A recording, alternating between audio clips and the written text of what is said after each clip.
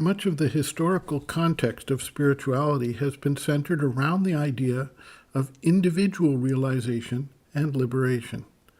The disciplines, practices, and methods have been geared towards the individual achieving some form of release from what is recognized to be the illusion of the external world around us, and the chasing after transitory rewards to be acquired in that external world in the form of wealth, prestige, fame, power, physical, vital, or mental satisfactions or gratifications, etc. The focus on individual salvation has, however, seen modifications in some traditions. The Bodhisattva vow in the Buddhist tradition is an example. The Bodhisattva reaches to the very border of liberation into nirvana, but vows not to cross over until every sentient being has also been liberated.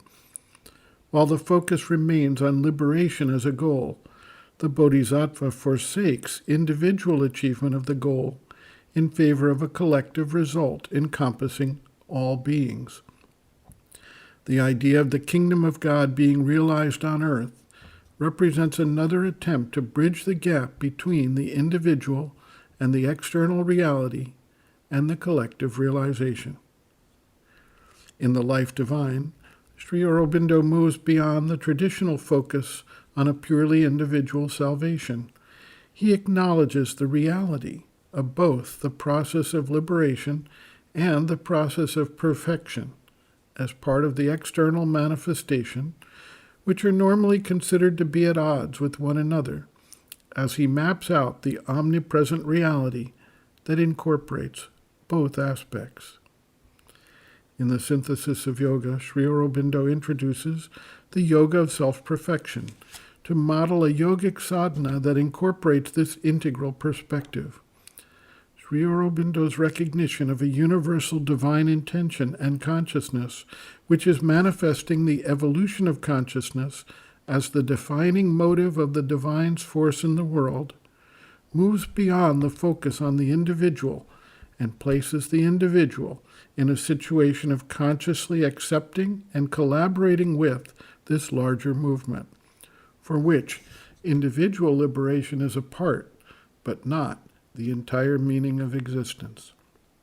The mother notes, quote, "A supreme disinterestedness and a supreme liberation is to follow the discipline of self-perfection, the march of progress, not with a precise end in view, the liberation of nirvana, but because this march of progress is the profound law and the purpose of earthly life, the truth of universal existence, and because you put yourself in harmony with it spontaneously, whatever the result may be.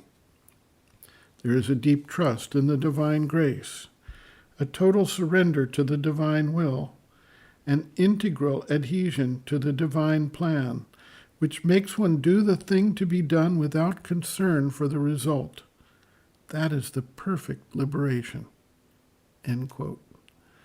Reference, Sri Aurobindo and the Mother, Looking from Within, Chapter 5, Attitudes on the Path, page 168.